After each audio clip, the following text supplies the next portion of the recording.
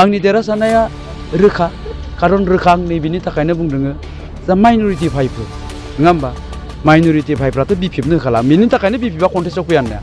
बिपिएफनो होलाबा रायजो दल आरो इउपिपिएलनि गेजेराव होगोन दाना रायजो दलाव मानो होनो माइनरिटिफ्रा इउपिपिएलजों रायजो दलनि गेजेराव कन्टेस्टआ जाखागोन अन्जन तालुकदारा थार बाथ्राखौनो बुंदों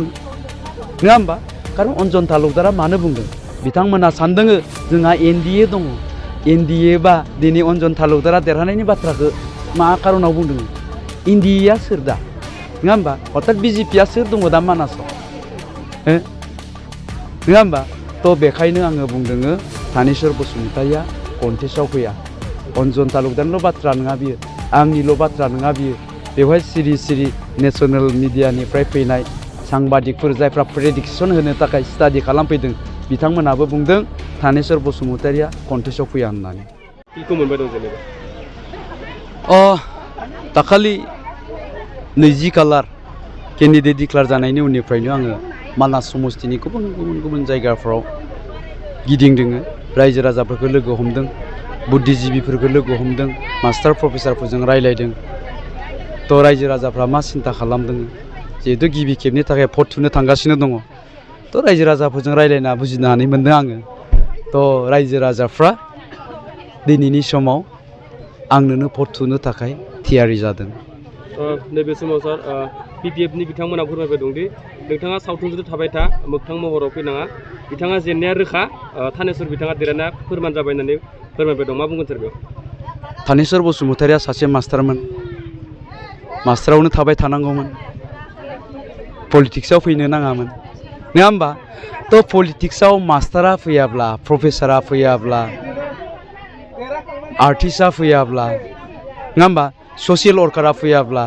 साहित्यनि एबसुनि दैदेनगिरिया फैयाब्ला राजनितिकआव सोर फैगोन ना बै फौसालिया मानसिफ्रा थानांगोन नङा होमबा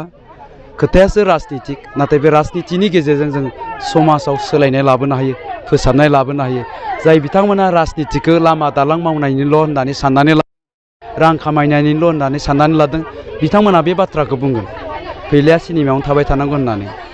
आं बुंनो नागिराखै थानेश्वर बसुमतारिया मास्टारानो जाबाय थानांगौ होननानै बिथांमोना बुंनायखाय आङो बुंदों थ' बिथांमोना बायदिसिना बाथ्रा बुंखागोन खारन दिनैनि दिनावहाय थानेश्वर बसुमतारिया जेनगोना रोखा जानानै दङ बिथांखौ समस्तिनि रायजो राजाफ्रा रिजेक्ट खालामदों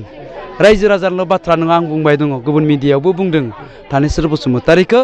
बिपिएफनि नेता कर्मिफ्रानो एक्सेप्ट खालामाखै जायनि थाखाय केन्डिडेट डिक्लेयार होनायनि उनावहाय सियार बुख्रुबदों सालानि मासक आमिन नाखां होननानै बुंदों मिडियानि सिगाङाव मिडिया लेंहरनानै मानो खारन बे माबायाव गोजोननाया बहा थानो खारन जोंनि सालबारि ओनसोलनि मानासनि ओनसोलनि मोजां दैदेनगिरि डक्टर दुलेन बसुमतारि भाइस प्रिन्सिपाल सालबारि कलेजनि साहित्यजोंबो बिथाङा सोमोन्दो दं गेलेनाय बिथिङाव सोमोन्दो दं ससियेल वर्कार सासे थ' ससियेल वर्कार हिसाबै बिथाङा केन्डिडेटखौ मोननांगौमोन सालबारि ओनसोलनि मथुंगुरि ओनसोलनि रायजो राजा माबा बिपिएफनि दैदेनगिरिफ्रा बिथांखौ लुबैदोंमोन दिलीप स्वर्गियारि दङ सासे गोजाम इयुथ दैदेनगिरि सासे जुब नेता बिथाङाबो बिदोंमोन बिथांनोबो होआखै अमल नार्जारि दंमोन बिथांनोबो होआखै दा बिथांमोन लकेल मानसि गोरों मोजां मानसिनो होआबालासिनो सिगाङाव 10 बोसोर एमएलए जाखांनाय सासे सिनियर बैसोगोरा जायखौ जोङो बेबि बुमार जेनेरेसननि मानसि होननानै बुङो बेबायदिखौ होफैनायखौ बिपिएफनि नेता कर्मिफ्रा जोंनो माने जास्ट जाबसिननानै होदों मोनसे खर'आव माने मोनसे अजनल' गारनानै दोनफैदों होननानै बुंदों 10 बोसोर एमएलए जानायाव जेबो मावनो हायैखायनोथ' दिनै बिथांखौ गावनि समस्ति बाक्सायाव लाखियाखै बाक्सानि रायजो राजाफ्रा बुंदों थांनाय 10 बोसोराव बियो जेबो मावनो हायाखै बेनो सोर भट होनो जों भट होआ बियो देरहाखाया होननायखायनो बिथांखौ दिनै बाक्सायाव लाखियाखै मानासाव हरनाय जादों थ' रिन्जय बर' बिथाङा बुंदों नोंथाङा बिपिएफआव थांलाय फैलाय आलासि जाबाय थायो होननानै मा बुङो बिपिएफजों आंहा मोजां सोमोन्दो दं बिदा फंबायनि सोमोन्दो दं लोगोनि सोमोन्दो दं बाय बाहागि जाथि खुरमानि सोमोन्दो दं आङो बिपिएफनाव थाङो बिपिएफनाबो आंनाव आलासि जानो फैयो बेलाय मा गिदिर बाथ्रा जाखो नङा होमबा रिन्जय दैमारियाथ' उदालगुरिनिसो मानसि जोंनि मानासाव जे आङो बिपिएफनि मानसिजों ओरैजाय बिदा फंबाय बायदि सोलिबियोबा बुजिनानै मोनो दा गतिके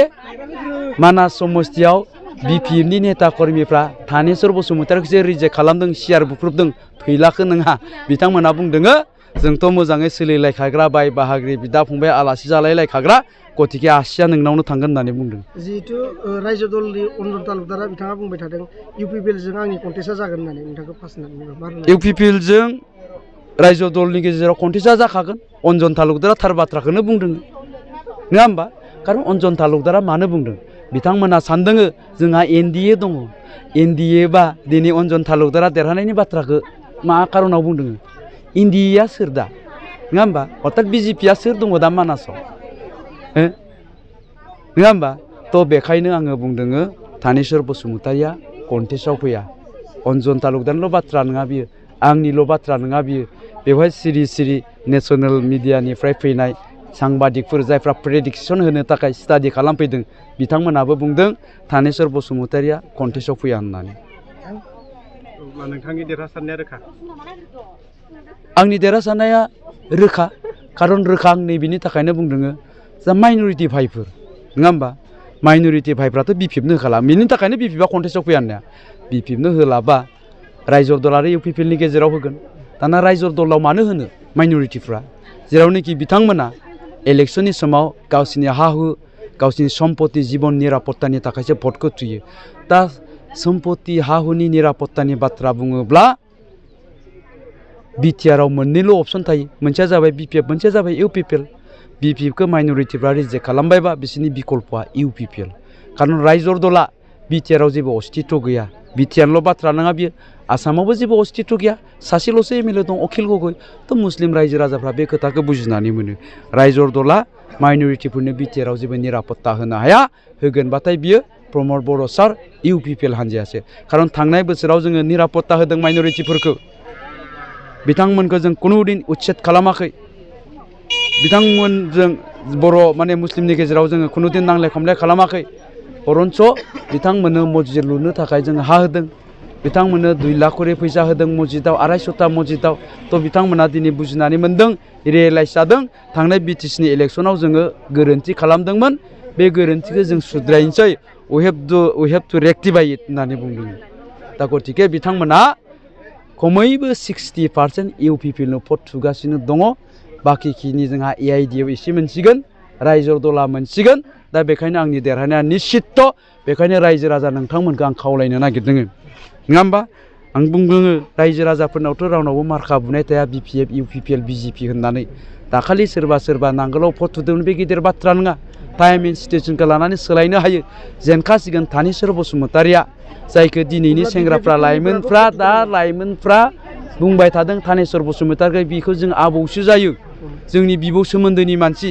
फिसौआ गावनि बिबौखौ गावनि दैदेनगिरि जाजानो लुबैया सल'बाथासो खोनासंनो लुबैयो बिबौनिफ्राय बेखौ सेंग्राफ्रा बुंदों दा बेखायनो थानेश्वर बसुमतारी जेननाया रोखा बेखायनो दाख्लै जायफ्रा BPFआव भट होदोंमोन जिहेतु बिसोरो सोलाय सोल' भटखौ होबाय थायो नंगौना भटआ सोलाय सोल' जायोखायनो सरकाराबो सोलाय सोल' जायो मालाबा UPPL फैयो मालाबा BPF फैयो मालाबा कंग्रेसबो फैगोन BJPबो फैगोन थ' बेखायनो रायजो राजाफ्राबो सिद्धान्त लानो नागिरदों देरहाखागोन केन्डिडेटनो जोङो भटखौ होनोसै होननानै BPFनिफ्राबो दा भटखौ थुनो नागिरदों